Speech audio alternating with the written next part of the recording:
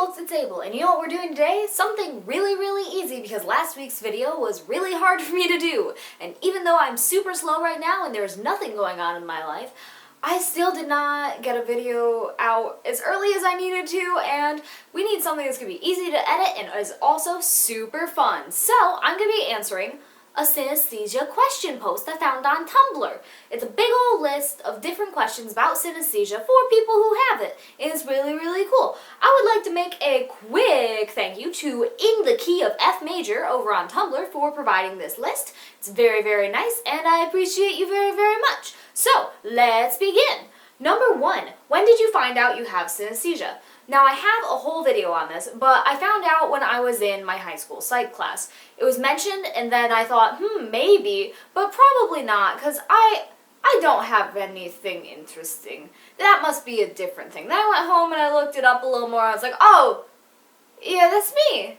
Cool. And that's about it.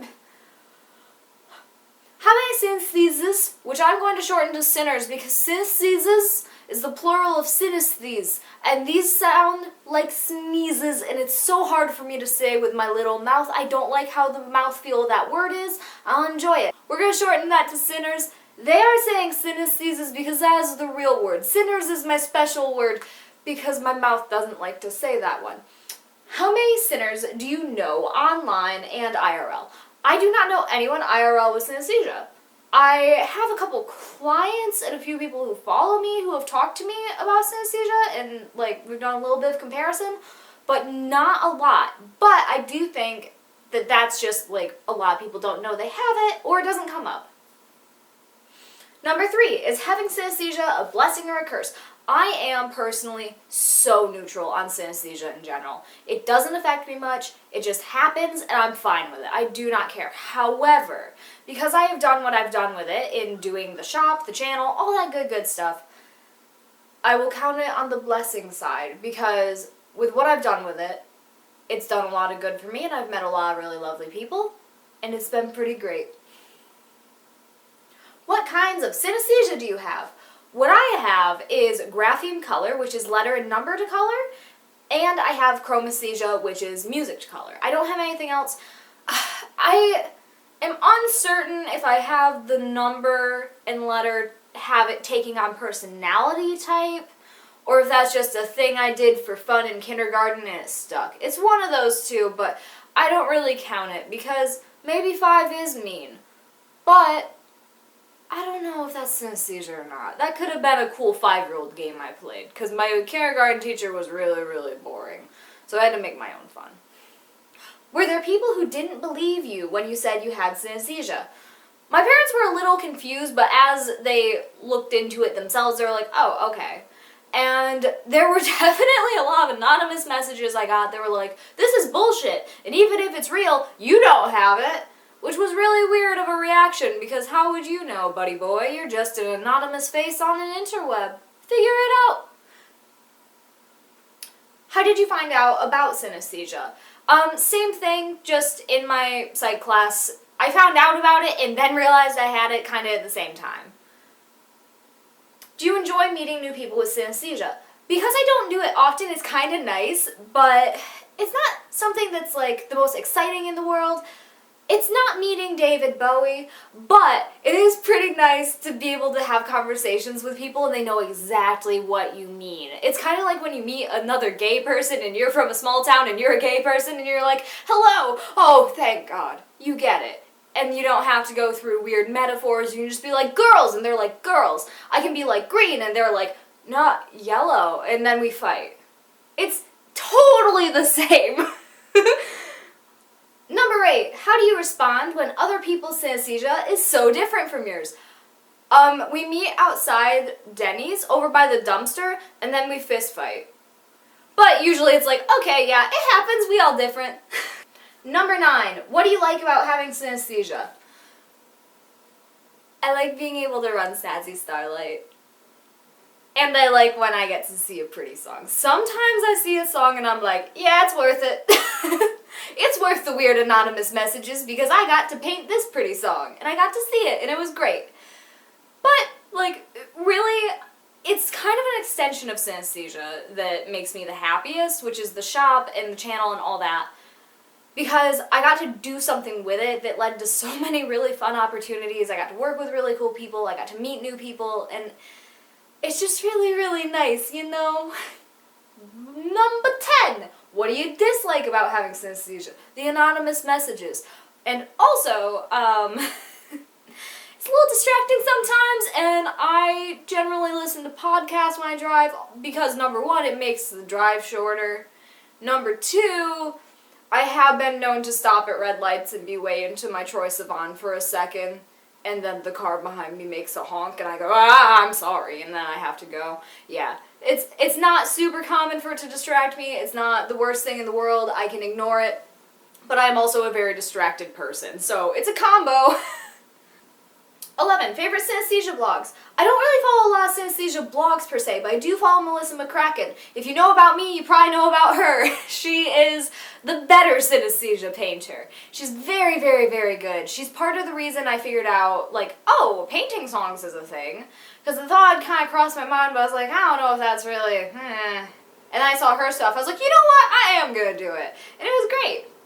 Number 12. Did you always have synesthesia for as long as you can remember? Yes, my dad actually mentioned a little while ago having memories of me just babbling about song colors when I was really little, and he was like, okay, I got an imaginative kid, sure, tell me more about the fairies, and tell me more about how that song's yellow, So, it appears we have familial testimony and my own memory to rely on here, so that's good.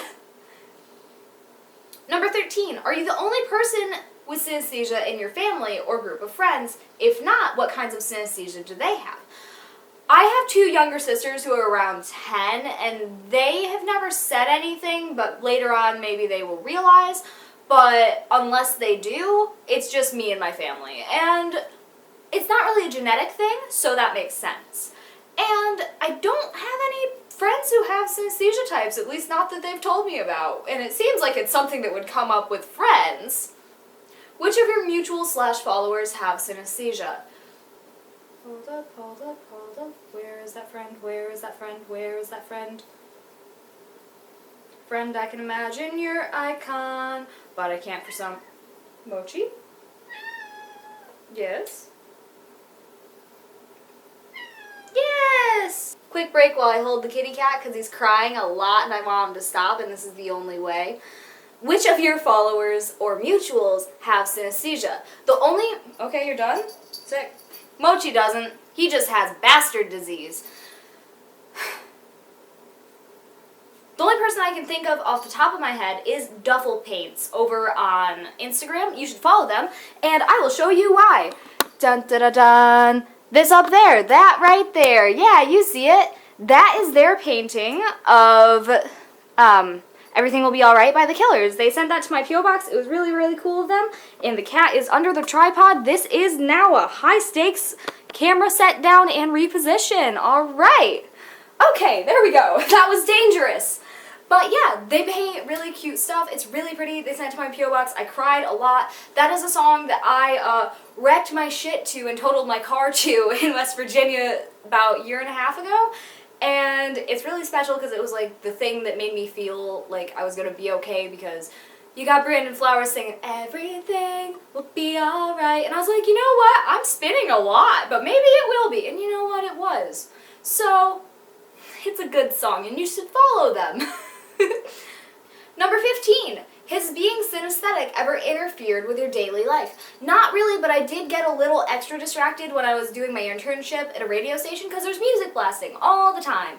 So sometimes it's a little bit like hectic, but mostly, if anything, I'll get a little sensory overload and I just go take a nap, which I want to take a nap anyway, so that's fine.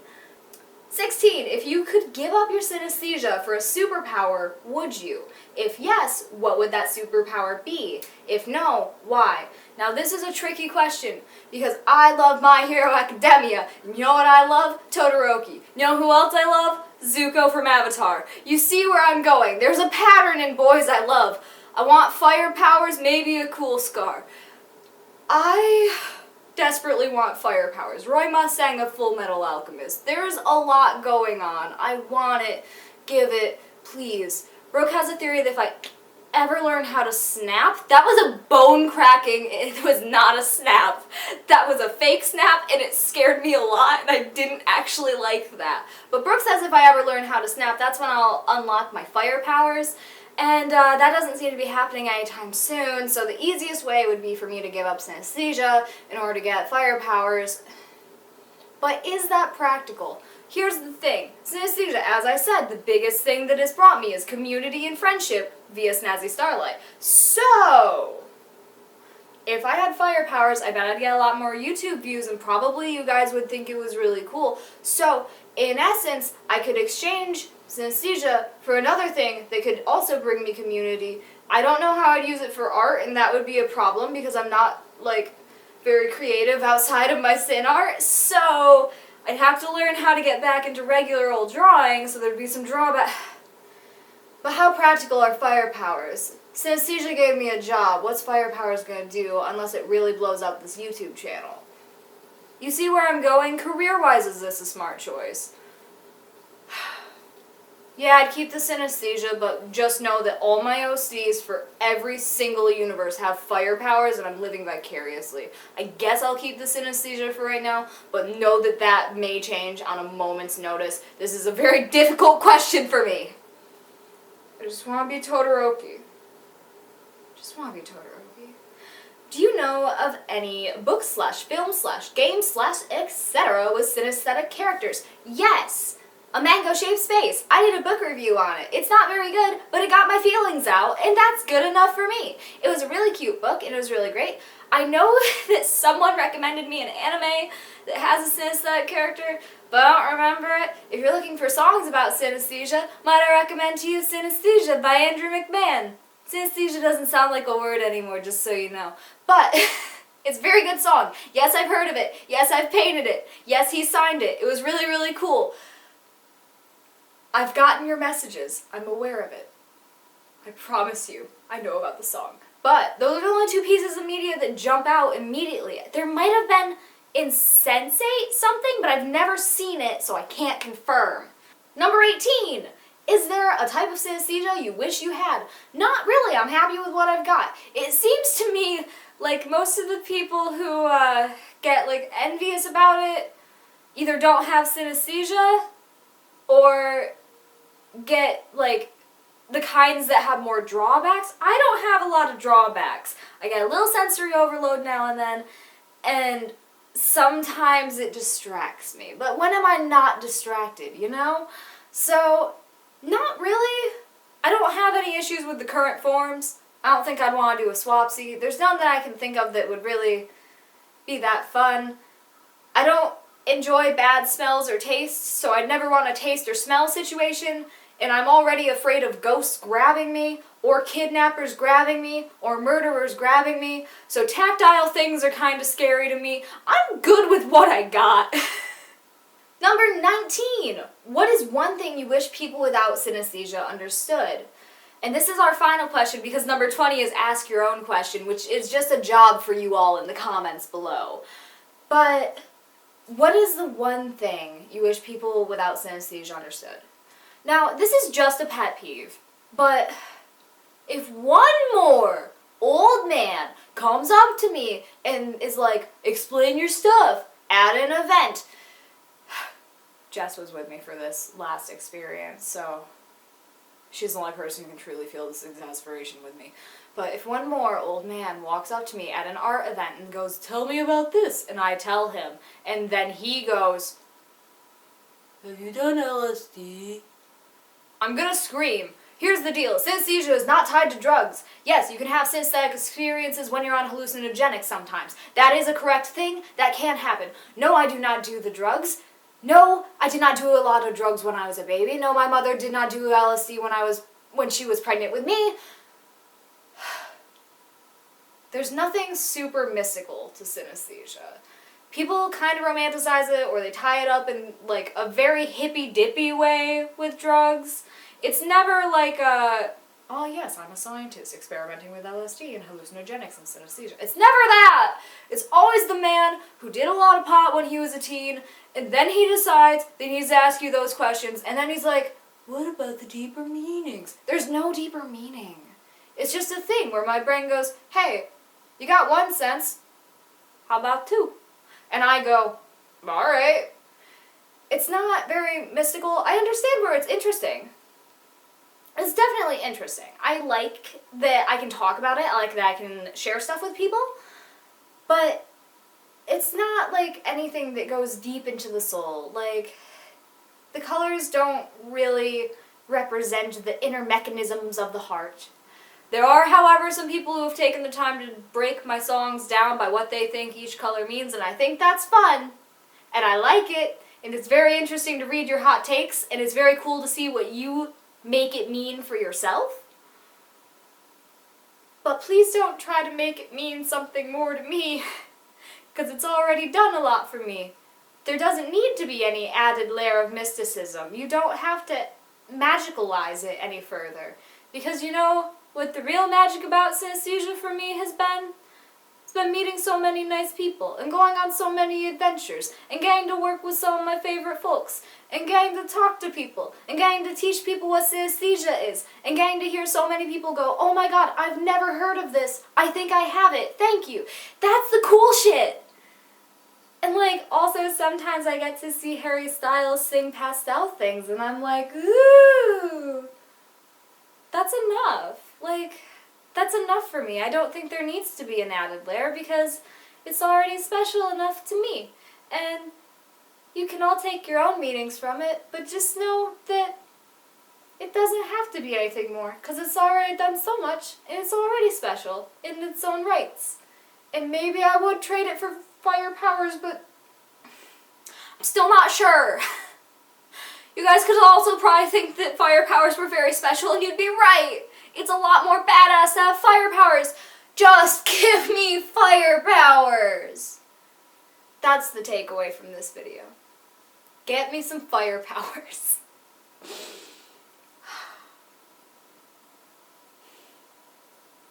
Thank you very, very much for watching this video, and thank you very, very much to In the Key of F Major over on Tumblr. I'll link to this post because it's really, really cool. Thank you a lot. Brooke is about to come in the door. That's going to be very loud. Follow me on Instagram, Tumblr, Twitter, YouTube, Facebook, and join my Patreon, maybe.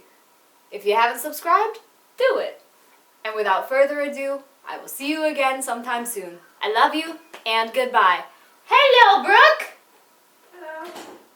That was amazing. I said goodbye, and you walked in the door, and I said hello. Wonderful. I'm about to say goodbye again. Oh, goodbye again. I love you. Oh, my fingers are too sweaty to unlock my phone.